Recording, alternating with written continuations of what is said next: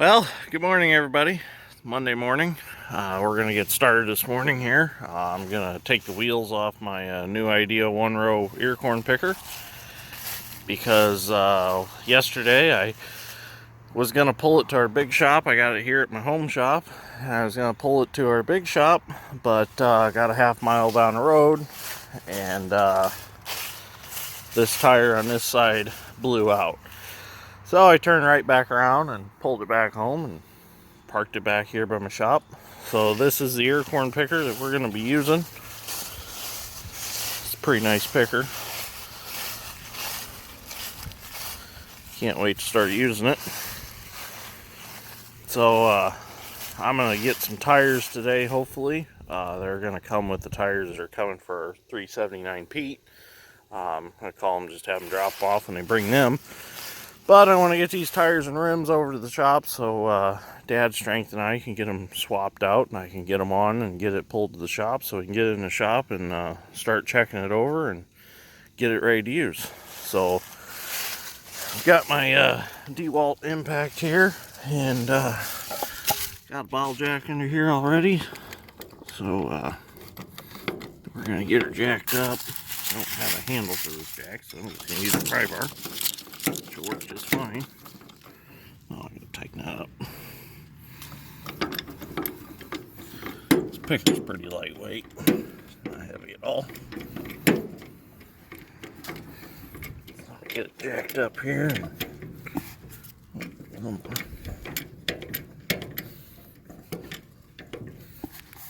we go, should be good. Socket.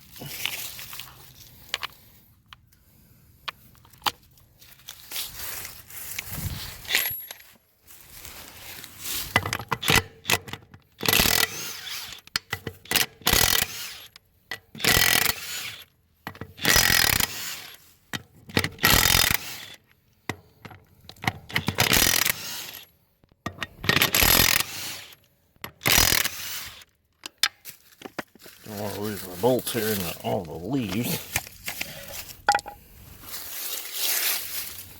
Only bad thing about working out in the leaves.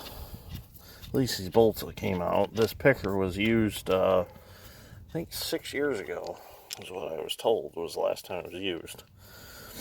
It was just used to pick some ear corn for a few cattle, and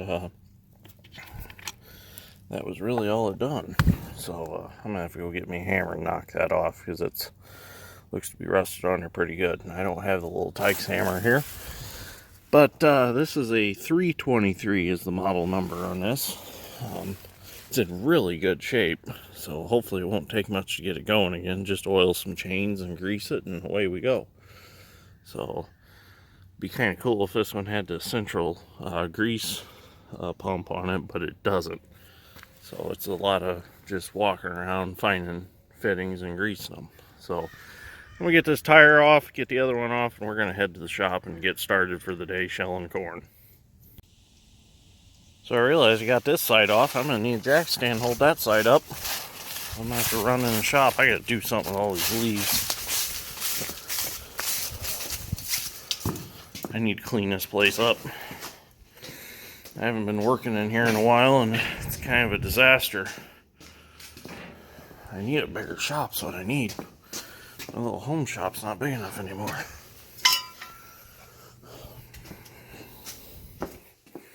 Gotta get that sluice box finished and out of here. It's taking up a lot of shop space. I gotta get it painted black. So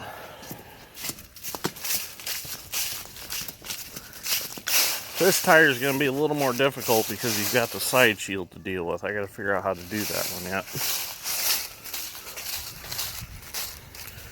Okay, we got the jack stand we can put under here. Have to put it more under here. There's a block of wood's in the way. That ought to do the trick right there. That'll work.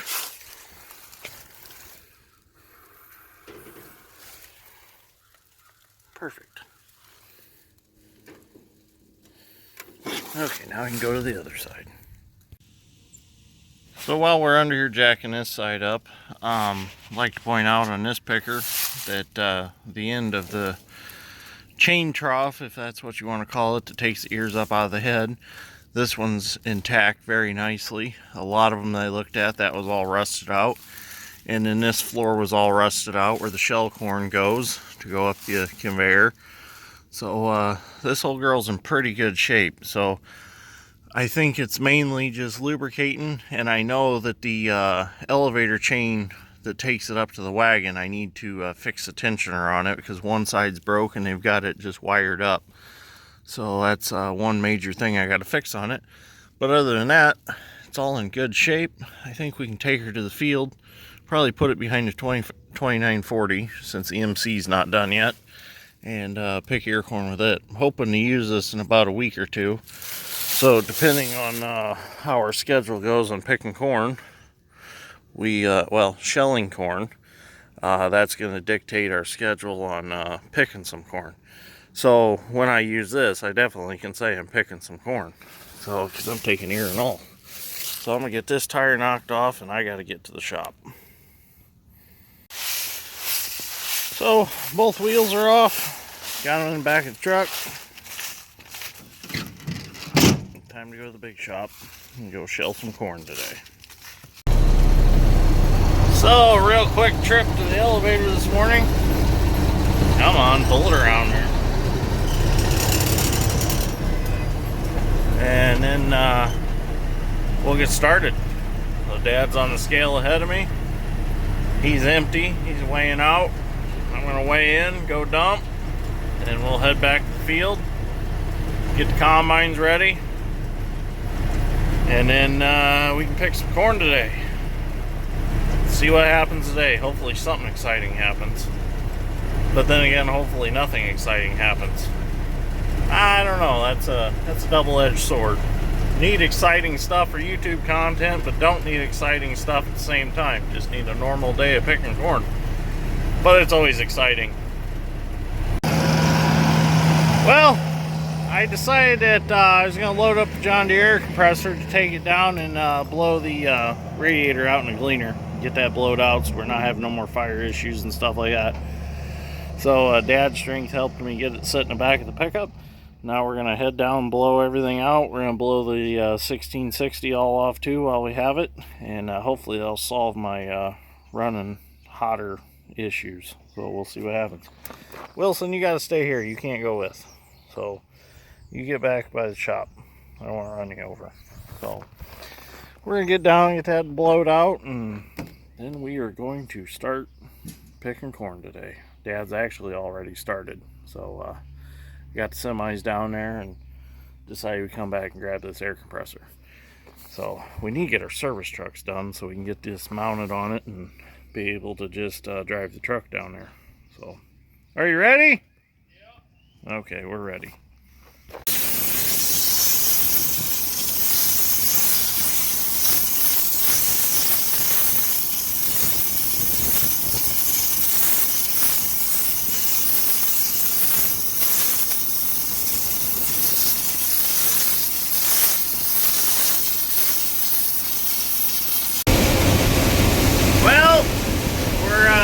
Picking some corn now. Definitely solved the overheating problem. It's running back where it usually runs, so I'm happy about that. Blowing it out made a huge difference. I don't think it's 100% clean, but it definitely helped. I'm gonna have to take a pressure washer to it when I get it back to the shop. So we're down here on the other end of the farm. There's two different varieties of corn here. There's Purple Ribbon and there's Bex. There's 6 and 6. There's 6 Purple Ribbon and 6 Bex. Dad put half and half in the corn blender. So it's pretty interesting to see them side by side. So we're going to be doing some yield checks on this, comparing the Purple Ribbon and Bex to see who done better.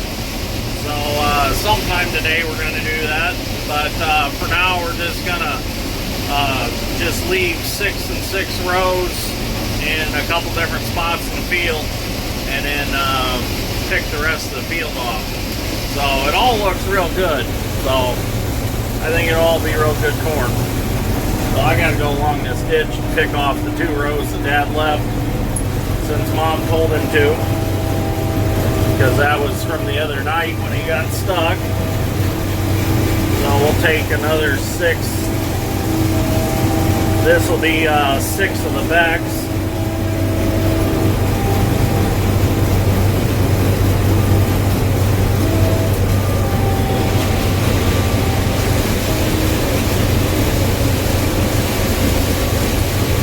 It's all standing real good.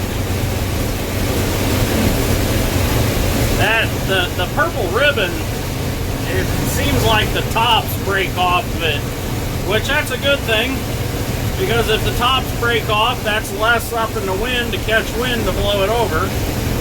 So, and it's a little less to run through the combine, but I mean, it's no big deal. I mean, that's not really a determining factor. I just always like the corn that the top would break off, just because that's that much more plant material that's on the ground and can have a chance to rot a little sooner, being it's on the moist ground. But then again, it's also leaves and stuff for your rotobiters to have to push through. So that's kind of pros and cons of it, I guess you could say. But this is really good looking corn through here. These are nice, consistent ear size. That's one of the keys to a high yielding corn also, is consistent ear size. They talk about that on Corn Warriors all the time. You know, you want to get a consistent ear size going. Large ears are good, but you want to keep them all large if you're going to have them large. You don't want small ones and big ones. You want all big ones or all medium sized, but a lot of them. We're coming up on the sand hill, but still the ear size is still fairly good. Come on, steer over. It's a little rough out here. Now what's meaning? Oh. Ever since the engine fan belt cut the wire in half for the low coolant level, now once in a while it beeps. I don't know what the deal is with that. I'm going to have to probably solder that wire together. I guess a crimp butt connector might not be enough connection for it. So, it's kind of rough up here on this hill. This farm, when we started farming it, we changed the direction of the way it was originally farmed, so it's kind of a little bit rough. So anyways, I'm going to keep picking, and we'll see what else happens today. So I just got back from the elevator, and Dad Strength and Mick from M&R Ag Service have been doing yield checks of some of the corn that we left out here to do yield checks on. So I'm kind of anxious to see what they have to say, because we've never planted any purple ribbon. It'll be interesting to see what the yield was on it and what the Bex was for the year that we had. So kind of excited to see what they did. So I'm going to dump, and then I'm going to head back down and start picking some corn again. So Dad and I both actually ended up coming back at the same time. He had to stop and change another questionable tire. It's a good thing tomorrow our whole set of new 8-drive tires will be here. Getting 8 brand new Firestones for it. So that'll be a nice thing to have 8 tires and not have to worry about them, even though new tires sometimes blow out too. But so it'll be nice to, for a while, have some new tires. But the fire that the L2 had the other night, the only thing I noticed that the fire changed was it must have melted the throttle cable just a little bit, because it made the throttle and the cab a little stiff. So I think it might have melted the plastic coating on the throttle cable just a little, but no big deal. Nothing was hurt other than that. This morning I blew everything out really good. There's no dust up there now that can catch on fire, so we're good now. And the overheating problem's fixed as far as I can tell. That radiator did have bean dust in it, but as soon as I take it home, I'm going to wash it out really good, because air only do so much. Pressure washer will do a lot more than air will, I feel. So we're going to get empty here and we're going to head back out and pick some corn. So Dad's Strength and I are going to attempt to unload on the go with the Gleaner. And it's working. The first time we've ever done it.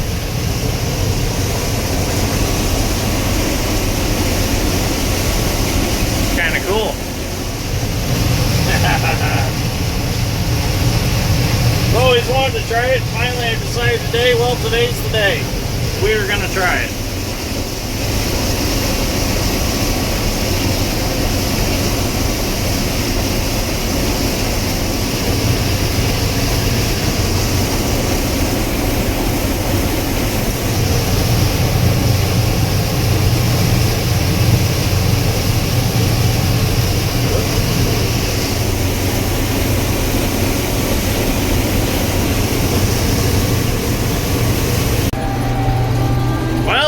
It for the night.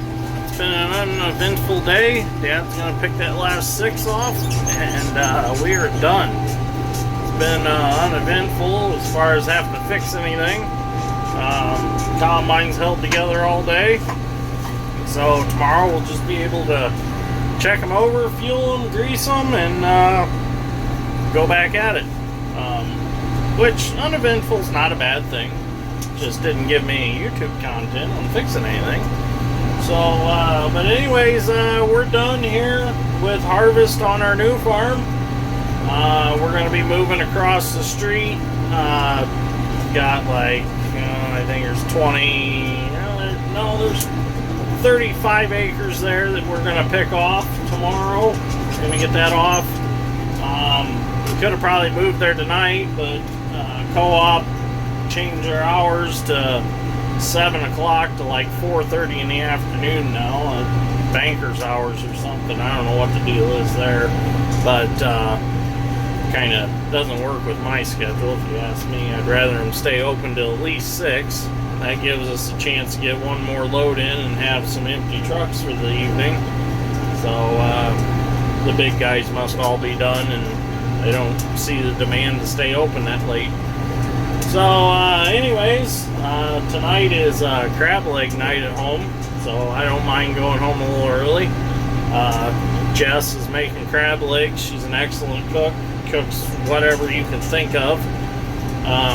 Being she is from Hawaii, she has a lot of knowledge on cooking just about anything Asian, seafood, all kinds of stuff. So it's never a dull palate, I guess you could say, in our house. She's always cooking something really good.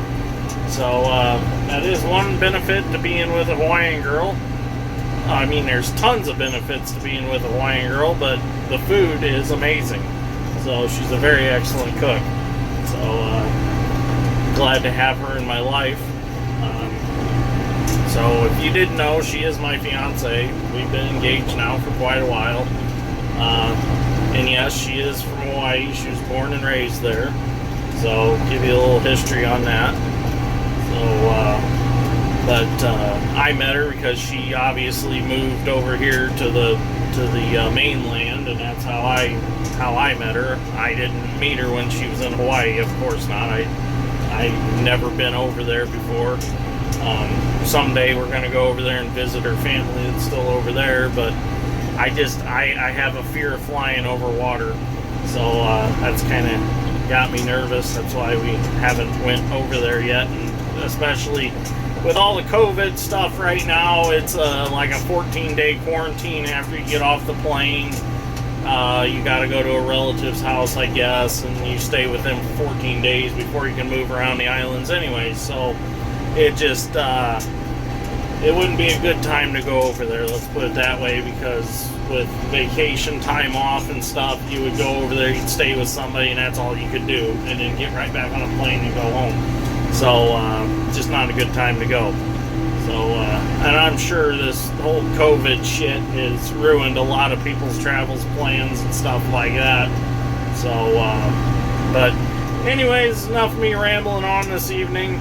So I'm going to go unload what I got in my grain tank, tarp the trucks, and head home. So thank you for watching this episode of Dirt Grain Steel. I greatly appreciate it. I will see all of you on the next one.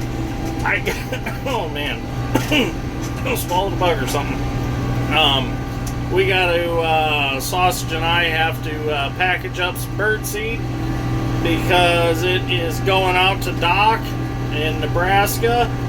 And he's gonna really enjoy our bird seed, I think. The birds will. Of course not. He's not gonna eat it. Of course not. The birds are gonna eat it. But we're gonna get that boxed up and get that sent out to Doc. So I guess you could say we're going global with the bird seed, or at least nationwide. That's the word I'm looking for. Not global. We're not sending it overseas yet. But we are getting some out there, getting it into some other states, so it's kind of cool. So thanks, Doc, for your order. I greatly appreciate it. So anyways, I'm going home for the night. I'll see you guys all later.